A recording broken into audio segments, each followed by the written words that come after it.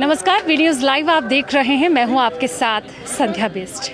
आज देश भर में दशहरा की धूम है और दिन का वक्त भी चल रहा है। दशहरा की जो तैयारियां हैं वो पहले से ही शुरू हो गई थी, लेकिन इस वक्त मैं मौजूद हूँ गुरुग्राम की न्यू कॉलोनी में और मैं आपको आज दिखाऊंगी कि यहाँ पर क्या तैयारियां हैं। हालांकि हर साल ही यहाँ पर दशहरा की धूम रहती है, इसकी तैयारियां भी कुछ दिन पहले से ही शुरू कर दी जाती है और कहते भी हैं कि बुराई पर अच्छाई की जीत। ये जो त्यौहार है हिंदुस्तान में, जो बड़े ही धूमधाम से दशहरा का त्यौहार मनाया जाता है, इसको लेकर जो पूरे देश भर के लोगों में उत्साह देखने को मिलता है। आप देख सकते हैं कि 3 पुतले जलाए जाते हैं, रावण, कुंभकर्ण और मेघनाथ के, और 3 पुतले आज शाम को यहाँ पर खड़े कर दिए जाएंगे, जिस पर कहा जाता है कि तीर छोड़कर, यानी कि श्री राम ने जब 14 वर्ष का वनवास किया था, उस दरमियान रावण ने कहा जाता है कि अहंकारी रावण ने माता सीता को हरण कर लिया था और उनको पाने के लिए, और जो सोची कि श्रीलंका जाना पड़ा था भगवान श्री राम को, उस दौरान आज के दिन पर श्री राम ने रावण का वध किया था। हर साल इसी वजह विजयदशमी भी कहा जाता है दशहरा को। और तैयारियां आप पहले देख सकते हैं। तैयारियां मैं चाहूँगी कि आप जितने भी हमारे दर्शक इस वक्त हमें देख रहे हैं वो यहाँ पर तैयारियां देखिए कि अभी दिन का वक्त है और हालांकि शाम तक जब रावण जलने का समय होता है, लोगों की भीड़ ये मैदान में, पूरे मैदान में लोगों की भारी तादाद में भीड़ देखने को मिलती है। लेकिन वहीं इसके इतर अगर कोरोना प्रोटोकॉल की मैं बात करूं तो उस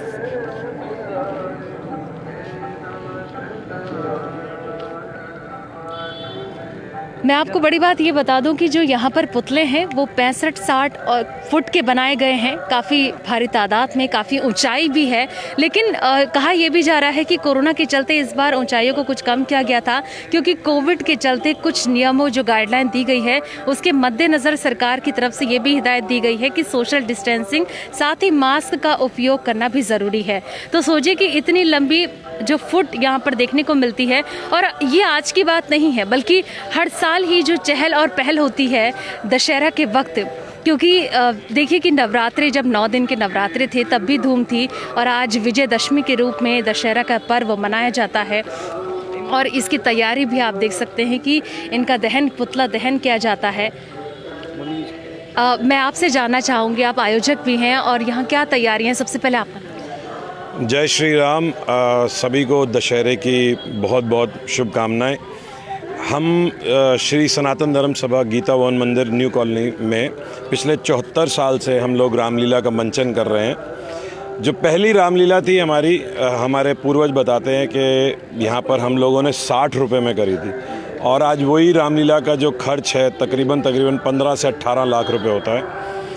और जो मंचन है वो हमारे सभासद और उनके परिवार के सभी लोग करते हैं, और पिछली 4 जनरेशन, मतलब तकरीबन 4 जनरेशन इस मंच से जुड़ी हुई हैं। हमारे दादाजी, उनकी जनरेशन थी, फिर उसके बाद हमारे पिताजी, उनकी जनरेशन थी, फिर मेरी जनरेशन हो गई, और उसके बाद आगे मेरा बेटा और उनकी जनरेशन सारी वो यहाँ पे मंचन कर रहे हैं। और तैयारियाँ आप सबके सामने ही हैं। कोविड है भी और नहीं भी।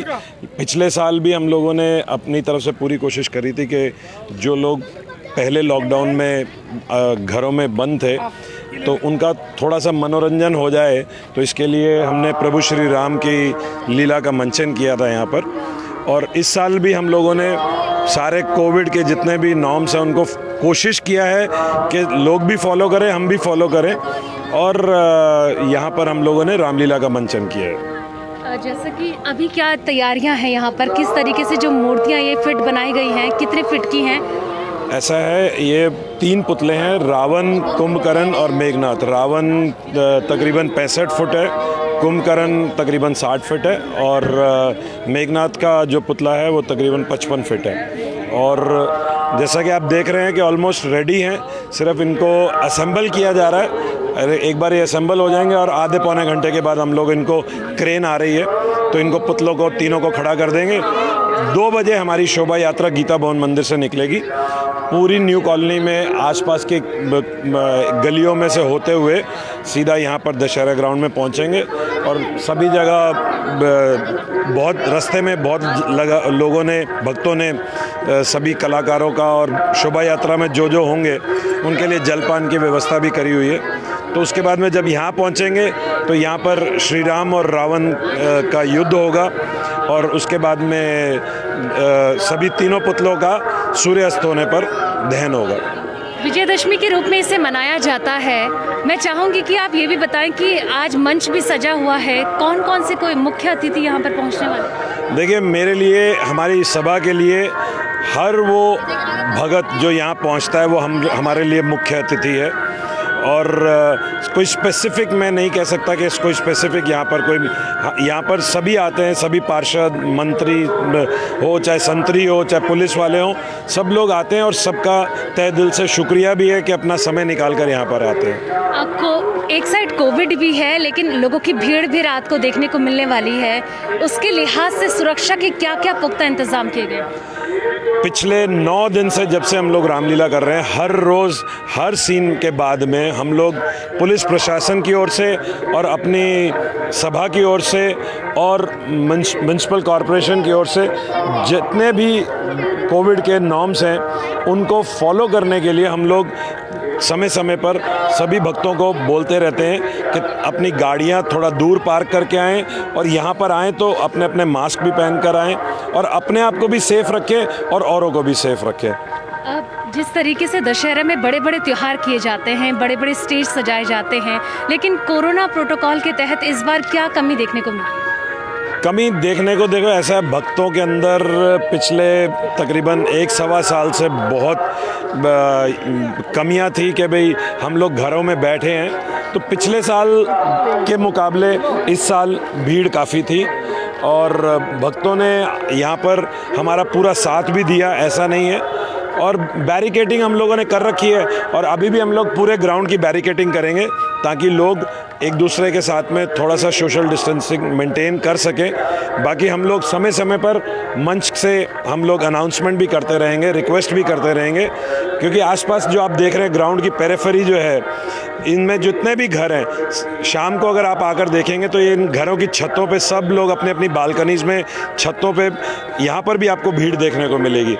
ग्राउंड में तो आपको जो भगत आएंगे वो आएंगे ही, लेकिन वहाँ पर भी आपको देखने को मिलेगी।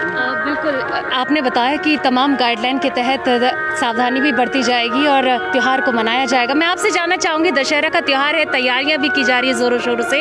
सबसे पहले आपका नाम। जय श्री राम। जैसे कि छोटे भाई ने बताया कि हम लोग जितनी भी नॉर्म्स हैं, जो MHA की नॉर्म्स हैं, हम लोग उसको फॉलो कर रहे हैं। और पूरी NCR में पिछले वर्ष हम ही लोग थे जिन्होंने दशहरे का मंचन किया था और मीडिया ने पूरा सहयोग दिया था हमारे इस पर्व को मनाने में और हमेशा देती आई है और अब भी देगी, मुझे उम्मीद है। और मैं प्रशासन का धन्यवाद करता हूँ जिन्होंने बहुत ही कम समय पे हमारे द्वारा की गई रिक्वेस्ट को आगे बढ़ाया और उस पर कार्रवाई की।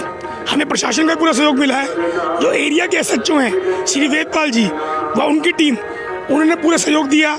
DCP वेस्ट दीपक सरन जी ने पूरा सहयोग दिया और हमें आगे बढ़ने का निर्देश दिया। और जहाँ तक दशहरा पर्व की बात है, प्रभु राम की लीला है, प्रभु जैसे चाहेंगे वैसे होगी। हम लोग तो सिर्फ मात्र कठपुतली हैं उनके हाथ की, वो जैसे घुमाएंगे वैसे काम करेंगे। लेकिन हम लोगों की तरफ ये है कि जो हमारे भाग्य में लिखा है और जो हम कर सकते हैं वो हम करें, उसका निर्वाह करें और इस कार्य को आगे बढ़ाएं। क्या आपको लगता है कि इन 2 सालों में काफ़ी त्योहारों में एक अंतर देखने को मिला है? मैम देखिए, वक्त सब कुछ सिखा देता है। वक्त ने ये भी सिखा दिया कि हम दूर रह के कैसे पास रह सकते हैं। वक्त ने हमें ये भी सिखा दिया कैसे हम कम में गुजारा कर सकते हैं। वक्त बदल रहा है, वक्त कैसा सब कुछ बदल रहा है। जो रामलीला में पहले 10-10 हज़ार आदमी आते थे, अब वो 3-3 हज़ार आदमी रह गए हैं। दशहरा पर्व पे हमारे यहाँ 15-20 आदमियों की भीड़ होती थी। पिछली बार भी अच्छी भीड़ थी, इस बार उम्मीद कर रहे हैं कि 10 हज़ार आदमी आएगा। और जहाँ तक बात है इस सब का आयोजन करने की, तो हमने जितनी भी नॉर्म्स हमें दी गई हैं हमने उसको फॉलो करने की कोशिश की है। हाँ, ये जरूरी है कि थोड़ा मुश्किल होती है लोगों को समझाना, मॉब को समझाना, लेकिन हम ट्राई करते हैं कि कोई अनहोनी ना हो। कितने बजे यहाँ पर संचालन शुरू कर दिया जाएगा दशहरा?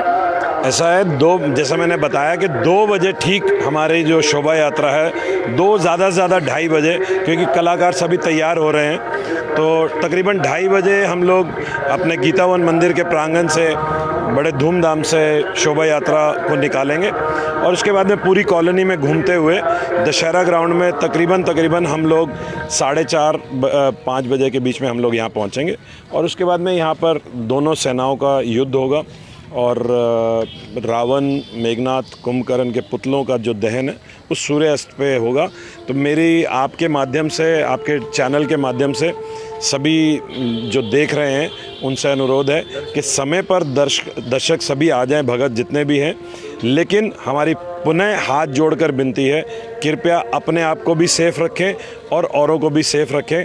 गाइडलाइंस को हम लोग भी फॉलो कर रहे हैं, हम लोग मंच से जितना भी हो सकेगा हम लोग बोलते भी रहेंगे, समय समय पर सबको आगाह भी करते रहेंगे, लेकिन मैं पुनः दोबारा से आपको सभी को ये रिक्वेस्ट कर रहा हूँ कि आप कृपया करके जितनी भी MHA की गाइडलाइंस हैं, पुलिस प्रशासन की गाइडलाइंस हैं, उनको प्लीज़ फॉलो करिए, अपने आप को भी सेफ़ रखिए और हमारे को भी सेफ़ रखिए।